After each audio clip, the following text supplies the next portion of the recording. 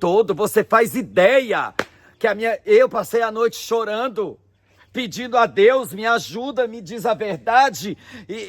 Outras pessoas expõem os áudios, expõem esses prints, mostra a verdade, porque aqui na Flórida, muitos escândalos, muitas baixaria. Mencionou isso, a excessiva severidade como sendo o pecado que o desqualifica, na visão dele, o pecado que o desqualifica para o ministério pastoral. Ele pediu o afastamento do ministério pastoral, dizendo que não estava qualificado para isso. Irmãos, eu discordo disso. O pastor Marcos Granconato revela tudo o que sabe sobre o pastor Paulo Júnior nos 2 dias em que passou em sua casa. Uma das coisas é que ele estaria com uma grave doença, e o pastor Flávio Amaral diz que recebeu ligação de Suzana, esposa de Paulo Júnior, rebatendo tudo o que foi dito por ele no vídeo anterior, e ele reage.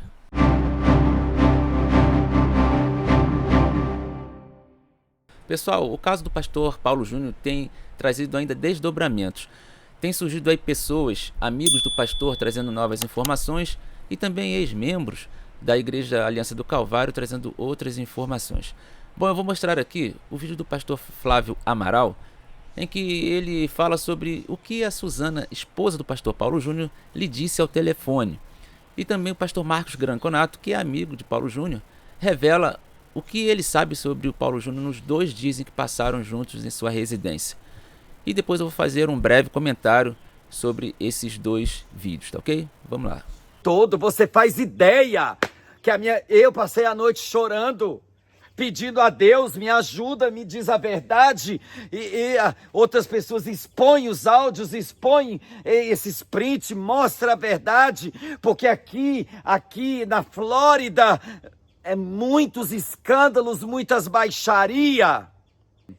Mas a maioria dos crentes continuam fofoqueiros. Eu não estou isento disso. Eu não estou isento de ter anseio, curiosidade. Quem caiu? Não. Onde ele caiu? Eu já privei todos os vídeos que eu fiz sobre ele e provavelmente eu devo excluir, porque a pastora, para mim ela é pastora. Se não é para você, para mim ela é. Mulher de Deus, melhor dizendo. Serva do Senhor Jesus. E tá ligando novamente para mim. Ou é alguém de lá, porque o DDD é 16. Neste momento alguém me liga. Depois eu atendo você. Final 9397. É ela mesmo. A pastora e mulher de Deus, Suzana, me ligou novamente. Acabei de ver pela foto. Ou deve ser o pastor Paulo Júnior. Exatamente. Eu fiz uma ótima live pro meu canal, tá lá no ao vivo. E depois, várias ligações pro meu celular perdidas. Era a dona chefe, a dona chefa, mulher, pescoço, o homem é o cabeça, a mulher é o pescoço. A pastora e a mulher Suzana, a mulher do pastor Paulo Júnior, ligou para mim e eu conversei com ela. Ela me falou na verdade ela não falou muitas coisas, ela falou a verdade, algumas coisas. É tudo mentira.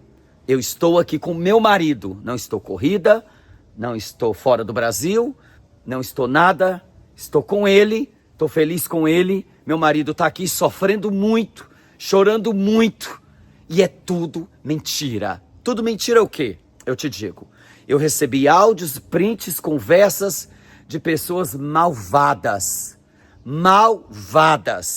dizendo que o pastor olhava homens nus, ditador, agressor, batia na mulher, adultério, trai a mulher desde 2020, deu carro para membro de igreja, que o pastor teve até a mesma vida que eu, de prostituição. Vão pro diabo. Vocês querem enlouquecer o pastor Flávio? Querem enlouquecer o Brasil? Todos. Quando o homem estiver bem emocionalmente, ele mesmo deve vir a público e contar toda a verdade. Ele não caiu coisíssima nenhuma, a não ser na língua dos crentes, na língua de gente perversa. E eu não vou ser a pessoa que vai divulgar escândalos, baixaria e mentira no meio da igreja. Não vou. E eu estarei ao lado dele nas redes sociais, Sempre. E se acontecer alguma coisa com ele, eu estarei orando pela vida dele. Porque não pense que em momento nenhum eu estava alegre. Embora o meu maior pecado foi quase acreditar nessas coisas. E me sentir mal. E doer o meu peito. E querer explodir. Ah, você queria ganhar engajamento. Eu já tenho. Você queria ganhar fama. Eu já tenho. O máximo que eu ia ter era uma máxima fama. Uma má fama. Uma péssima fama. Falando de um irmão, de um pastor, de um líder, de um guerreiro que não fez nada de errado. É tudo mentira. É tudo mentira. Bom, gente, o pastor Flávio Amaral é um irmão sério, é uma pessoa séria que procura sempre ajudar as pessoas que estão precisando, né? Ele tem um trabalho lindo aí com seu ministério Libertos por Deus. E eu sei que ele tem sempre boas intenções quando faz os seus vídeos e tenta expor a verdade, né? E no último vídeo que ele fez, talvez ele tenha se cedido um pouco, né? De repente, se ele não tivesse aí passado o teor, né, das mensagens e dos prints ou áudios que ele recebeu, de repente ele não precisaria vir e se desculpar, digamos assim, né, pelo vídeo que ele fez.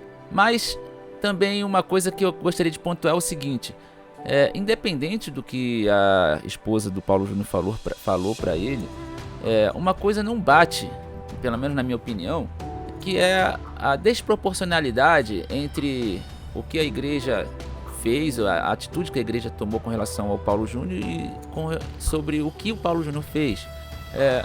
Foi meio radical, eu acho, assim, na minha opinião, porque se o Paulo Júnior ele foi excessivamente rigoroso com a igreja e ele estava à frente da igreja de forma muito ditatorial, cabia que a igreja se reunir, né, e conversar com ele, expor para ele isso e pedir que ele desse um tempo para que ele se tratasse, já que ele mesmo reconheceu isso, né? Ele mesmo reconheceu que estava precisando de um tempo de tratamento. Mas a igreja não fez isso. E me parece, pelo que eu fiquei sabendo, que a igreja leu um livro chamado Tov. Eu vou mostrar aqui a capa dele para vocês. Bom, é esse livro aí do Scott McKnight e Laura Barringer. Uma igreja chamada Tov. A formação de uma cultura de bondade que resiste a abusos de poder e promove cura. E, aliás, esse livro trata de como combater abusos, né? Como abusos de poder, por exemplo. Inclusive tem também, né? Pelo que eu fiquei sabendo, eu não li esse livro, mas eu dei uma pesquisada e fiquei sabendo que também trata sobre abusos sexuais, né? Então, tô falando assim porque sabe que essa plataforma é complicada, né? Então, na minha opinião, eu acho que foi desproporcional. Cabia mais o pastor tirar um tempo de tratamento, um período sabático, sabe, para ele se reestruturar. E não simplesmente ser jogado, né, para fora da igreja. E mais ainda, o pastor mesmo tendo reconhecido do seu pecado, dizer que vai voltar, né, como o pastor Flávio falou, para o final da fila. Ou seja, ele vai fazer curso de teologia de novo. Achei assim isso muito radical. E também eu vou botar agora aqui o pedaço do vídeo do pastor Marcos Granconato, falando exatamente isso. Que ele também não concordou com o desfecho, né, dessa questão. Vamos lá, vou botar o vídeo para vocês aqui. Inclusive ele fala sobre doenças do pastor Paulo Júnior e de que ele está há muitos anos sem tirar férias. Vamos lá. Mencionou isso, a excessiva severidade como sendo pecado que o desqualifica, na visão dele, o pecado que o desqualifica para o ministério pastoral. Ele pediu o afastamento do ministério pastoral, dizendo que não estava qualificado para isso. Irmãos, eu discordo disso. Eu não creio que o pastor Paulo Júnior esteja desqualificado para o ministério por causa do que ele fez, não creio. A desqualificação para o ministério, a meu ver, existiria se ele se mantivesse obstinado nisso, porque nesse caso ele não poderia ser considerado irrepreensível. Mas quando um pastor é chamado, exortado, admoestado, reconhece seu erro, entra numa fase de contrição, de tristeza pelo seu pecado e se arrepende disso, essa é a maior prova da sua qualificação. E, no entanto, acredito que até por causa da fragilização emocional decorrente da doença, ele tomou essa decisão. Não sei se a igreja, os líderes da igreja também o obrigaram a isso, não sei. Eu acredito, a minha visão, não falei mais com ele depois que ele esteve em casa, mas a minha visão é que ele poderia talvez pedir um período de descanso maior, ou aproveitar esse período que os médicos deram de 3 meses para rever tudo isso e se comprometer a uma mudança, caso a sua severidade seja realmente uma severidade muito grande. Eu não conheço o dia a dia dele na igreja, não sei. O que deve ser levado em conta, que o Paulo Júnior não disse e que as pessoas talvez não saibam, não sei, mas é que o pastor Paulo Júnior, ele está doente. O pastor Paulo Júnior, ele, antes disso tudo acontecer, mais ou menos há 1 mês e meio atrás, mais ou menos, ele esteve em minha casa, e ele ficou em minha casa com a família toda por 2 dias. E nós tivemos ali um tempo muito gostoso de comunhão e tudo mais, e desfrutando da nossa amizade ali. Ele disse para mim: pastor, eu estou muito doente. E ele disse: eu estou com uma síndrome chamada síndrome de burnout. E essa síndrome, segundo ele, se manifestou das mais diversas formas, deixando extremamente abalado emocionalmente. É muito forte isso. Eu não entendo desse problema. Talvez a Anaí depois possa me esclarecer melhor como se manifesta essa doença, mas é uma doença terrível, irmãos. Ele disse para mim: eu estou com isso porque eu não tiro férias há 23 anos. Irmão, você sabe o que é isso? Sem férias há 23 anos. Então, pessoal, como vocês viram aí, né, o pastor Marcos Granconato, que é amigo do pastor Paulo Júnior, falou aí, abordou aí algumas questões sobre ele. E ele, como vocês puderam ver, ele não concorda com esse desfecho, né, com o desligamento total do pastor, né, desqualificando-o para o pastorado. Eu também acho que, se o pecado do Paulo Júnior é esse mesmo, é nessa área apenas, também não deveria ser dessa forma. Então acho que foi desproporcional.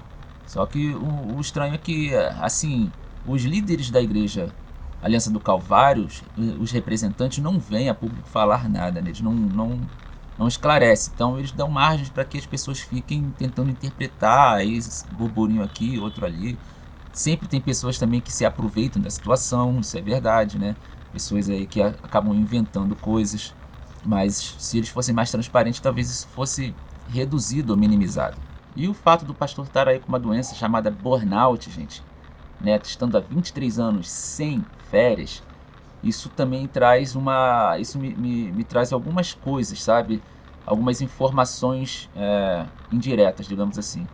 Bom, a primeira é que uma pessoa que fica 23 anos sem tirar férias, ela é uma característica de pessoas que são altamente dominadoras. Elas querem estar no poder o tempo todo, elas têm medo de perder qualquer tipo de domínio, então elas preferem não descansar, não dar um tempo para sua família, para ela mesma, com medo de perder ali, né, o seu cargo. O que é estranho, porque parece que ele que abriu essa igreja, né? Ele que, na verdade, começou essa igreja Aliança do Calvário, pelo que eu já pesquisei. E não teria sentido ele, sendo o líder máximo ali da igreja, ele ter qualquer tipo de receio, né? Mas eu já trabalhei em empresas, por exemplo, em que funcionários, colegas de trabalho tinham um medo danado de tirar férias por medo de alguém vir tomar o lugar dele, sabe? É uma coisa assim que não deveria existir. A pessoa precisa pensar na sua saúde, na sua família. Isso é uma questão de saúde, é uma questão. Tirar férias é necessário para qualquer ser humano, senão ele entra em parafusos. E o que é burnout? Burnout tem a ver com isso, é um excesso de trabalho, é um cansaço de uma carga de trabalho excessiva. Vou ler aqui para vocês um trechinho, vou botar aqui na tela para vocês o que é burnout. A síndrome de burnout, também conhecida como síndrome do esgotamento profissional, é um distúrbio emocional causado por estresse crônico no trabalho. Principais sintomas: exaustão física e mental, desânimo, falta de interesse, irritabilidade, alterações do sono, alterações de apetite, tristeza profunda, distanciamento das relações pessoais, diminuição do sentimento de realização pessoal. Causa as situações de trabalho desgastantes. Trabalho que demanda muita competitividade ou responsabilidade é excesso de trabalho. Então, para finalizar, é o seguinte: se o pastor realmente está com esse síndrome de burnout, é mais um agravante, porque aí ele teria ainda mais motivos para tirar um período de descanso, de recuperação e depois voltar, e não ser, né, chutado para fora. Isso aí faz com que a igreja, no caso, se torne vilã, né? Não completamente, mas se torne um pouco vilã aí nesse caso, sobre o Paulo Júnior. Então, seria bom que as coisas fossem mais transparentes, fossem melhor esclarecidas. Por isso, tantas pessoas gesticulam, né, verbalmente, que há outras coisas por trás desse desligamento aí do pastor, né? Mas, enfim, deixe o comentário de vocês, né? A gente aqui tenta buscar a verdade, né? Não é uma coisa fácil, porque a verdade nem sempre está de um lado só. Às vezes tem um pedaço da verdade aqui, outro pedaço ali, como casos policiais, por exemplo, que precisam ouvir as partes para juntar um quebra-cabeça e montar a verdade dos fatos. Mas é isso, deixe seus comentários aqui, inscrevam-se no canal, ativem o sino e vejo vocês no próximo vídeo. Valeu, bye bye.